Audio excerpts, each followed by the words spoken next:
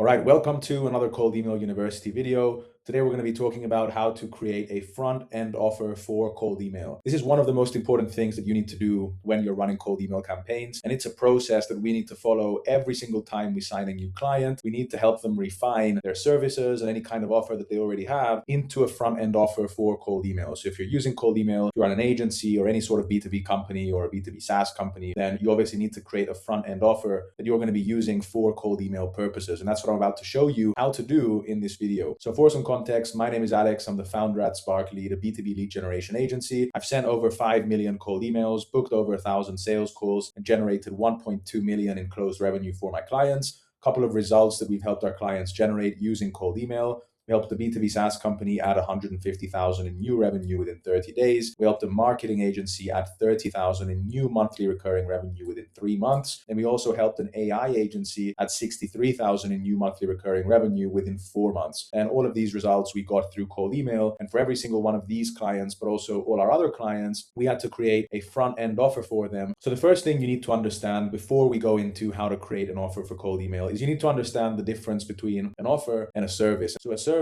is related to what you do. So the actual service that you provide, whether it's marketing consulting, web design, software development, any kind of service or deliverable that you can provide is your service. Now that usually is too generic to make anyone interested in a cold email. So the majority of the times you can obviously offer a bunch of different things. You offer Google Ads services, you offer lead gen services, you offer web design services, you offer some sort of a backend automation service with AI or some sort of a product, but that's not actually an offer. So when you're reaching out to new audiences, you can't just tell them, hey, I offer cold email services. Do you want to work with me? Hey, I offer email marketing services. Do you want to work with me? That's not good enough if you want to get a stranger to be interested in the kind of service that you offer. The only way to get those people interested and the only way that you can stand out from the rest of your market and all of your competition is by creating an offer. Now, an offer, on the other hand, is a specific tangible outcome or result that you can deliver. And the vehicle, so in other words, the mechanism or the way by which you can deliver this specific tangible outcome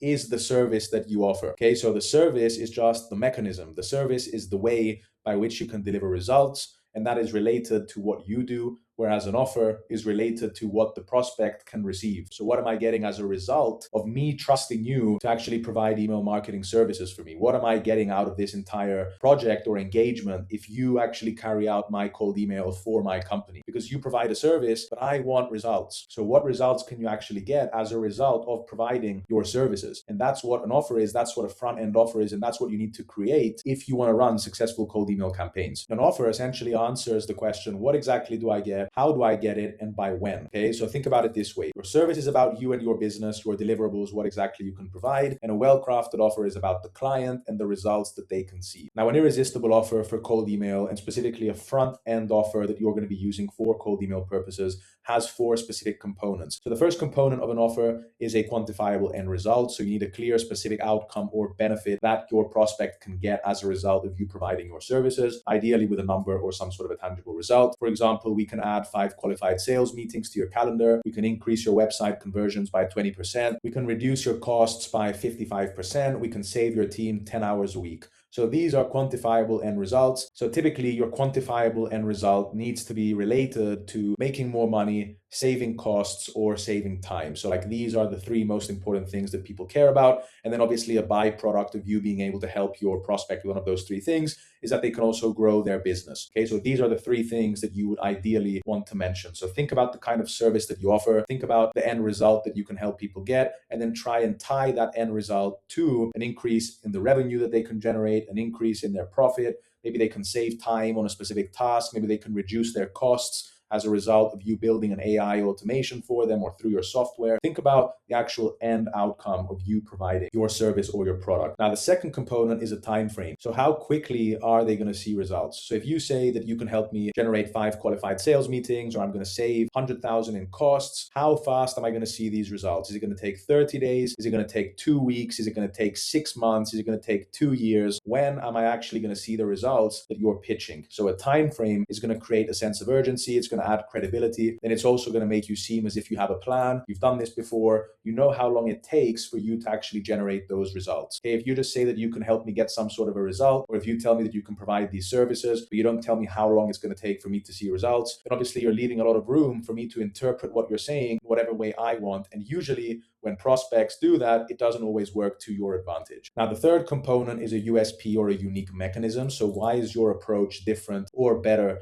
than the rest of the market, than your competition? So this is basically your secret way of doing things or your unique way of providing a service. So just mentioning how you can actually achieve those results in a unique way is always going to help. Maybe it's an AI powered cold email system. Maybe you have proprietary data from 1,000 campaigns. The prospect should basically feel that you're not offering a commodity service and that you have something special that other people don't. And essentially, you want to present something innovative that they aren't seeing from everyone else. So there's two reasons why this is super important. So the first reason is that as markets are becoming more sophisticated, as people are becoming more skeptical, you need a unique way of doing things. Okay, cold email, once upon a time, you could just tell people, we have a new way of sending emails to thousands of people. Do you want to give it a try? People would say yes, they've never heard about this before. Or for example, email marketing, you could reach out to brands. You could just say, we have this new way of converting revenue from your email list. Do you want to do this? We can pitch your sales to tens of thousands of people. Do you want to try this out? Then yes, people are going to be interested. But now that your prospects have most likely been pitched the exact same thing hundreds of times from all your competition, you just say that we do cold email, we do email marketing, we can build your website. This is something that we've heard hundreds of times. What exactly can you do differently that other people haven't already told me before? So when markets become more sophisticated, the importance of a unique mechanism increases dramatically. Now, the second reason why it's super important to have a unique selling point is because if you don't have a unique selling point, your prospect is going to view what you offer as a commodity. And when people view what you offer as a commodity, you are going to have to compete on price. And no one wants to be competing on price. You obviously want to be able to show that what you offer is unique, that you have a new way of doing things. So that way you can also charge a premium for the actual thing that you offer. But if you just tell someone that you offer cold email services and you want to charge $5,000 a month for those cold email services, then your prospect is just going to tell you that I've already been pitched this thing 15 times, but everyone else is willing to work performance-based, and you're here asking for 5,000, but you're offering exactly the same thing. So if you can't actually prove and show people that what you offer is different and that you have a unique way of doing things, which means that they can get better results, or it means that your service is just different to what they've been seeing in the market, you're not going to be able to charge a premium for your services if you can't show this. Now, if you can show this and you can show that you have advanced infrastructure, you have access to premium tools or a network, you have a new way of doing things, you have an omni-channel approach where you combine different deliverables and different mechanisms together. And so the end result is that they can also see better results, make more money, save more time, save more costs, then that would allow you to charge a premium for your services because you're not going to be offering a commodity. The worst possible position to be in is for you to reach out to a prospect and for them to say, okay, I've already been pitched this before. I know exactly how this works. Everyone else is charging me $1,000 a month. So if you're not willing to charge me less than $1,000 a month, then I'm not going to be interested in your services. That's the worst position to be in. And you need to have a unique selling point if you don't want to be categorized like that. Now, the fourth component is a guarantee. So in other words, a risk reversal. This essentially removes or reduces the risk for a prospect. This could essentially be a money back guarantee. So you don't pay us unless we deliver results. You get a free trial. A strong guarantee is going to show that you have skin in the game. You're confident in your services. It shows that you truly believe in what you're offering. And it also makes the prospect think that if I lose, you're also going to lose, or if I win, you're also going to win. You can either do this in the form of the prospect not paying until they see results. So if you're offering cold email services, you only charge them every time they close a deal, or you only charge them every time you actually book them a qualified call. So that way they're not paying if you're not delivering results. It could be that you're charging a month-to-month retainer, but if you don't actually book them 5 meetings a month, then you're going to refund the retainers that they've paid you, or you're going to continue working for free until you get the results that you promised. So when you have some sort of a risk reversal or a guarantee, whether that's in the form of a refund or if you're working performance-based, it's obviously going to help you convert more prospects. And you're just generally speaking going to be able to generate more interest for your offer because you're answering all of those what if questions. What if I don't get results? What if I only get a 10% increase in revenue instead of 20%? What if I only save 100,000 in cost instead of 200,000? So if you're able to answer all these questions, you're just going to get more positive responses and you're going to get more people booked on a call because you have skin in the game and the risk for the prospect is much less. So if you're able to create a front end offer that includes all four of these elements, it's going to allow you to charge more for your services. And then always bear in mind that each missing element is going to weaken your offer. So if you have the first three components, but you don't have a guarantee, it's going to weaken your offer. If you have a quantifiable end result, but you don't have a unique way of doing things, you're more likely to be perceived as a commodity, which means you're not going to be able to charge a premium for your services, which means that it's also going to weaken your offer and it's going to give you less bargaining power when you're asking for a higher price. So each element that is missing is essentially going to weaken your offer. Now, if you run a B2B company and you want to launch cold email campaigns, the next thing that you need to understand is the difference between demand generation and demand capture offers. So a demand gen offer creates new demand from people who are not actively looking for the thing that you offer. Okay, you have an offer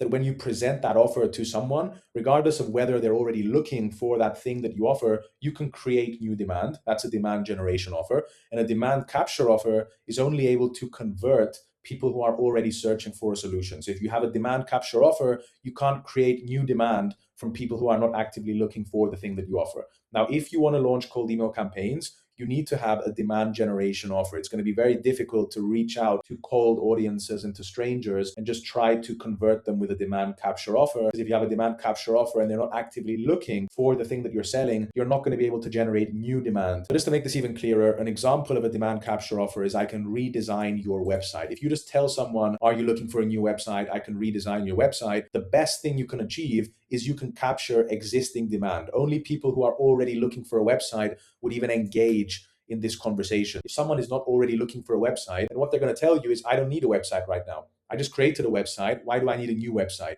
So if you have a demand capture offer, that's the position that you're going to be in. Now, the way to convert this service, okay, if you're offering web design services into a demand generation offer is to say, I'll create a new website for you that will increase your average order value by 30% in the next 60 days. Okay, so let's say you create websites for the e-com industry, for e-com brands. Now what you're saying is, I can increase your average order value by 30% in the next 60 days, but the mechanism and the vehicle by which I use in order to help you get those results is through a new website. Okay, so this is what I also mentioned at the beginning of the video. The services that you offer are related to the thing that you actually do, but the offer is related to the results that your prospect is going to see. So the prospect only cares about an increase in their average order value. If the way by which you can get those results is through a new website, then you can generate new demand for the website. Okay, so even if someone is not looking for a new website, what they are most likely looking for is an increase by 30% of their average order value in the next 60 days. Now, if you can do that through a website or through a different deliverable, then most brands won't even care what the mechanism is or what the vehicle is, because what they're interested in is the results. So that's why it's so important that you turn your services into a demand generation front end offer. If you just lead with the services that you offer, you're not going to be able to generate new demand. If you just say, are you interested in Google Ads services? Are you interested in running Meta ads? Are you interested in a new website? If someone is not actively looking for that thing, they're just going to say no. Whereas if you say, are you interested in making more money?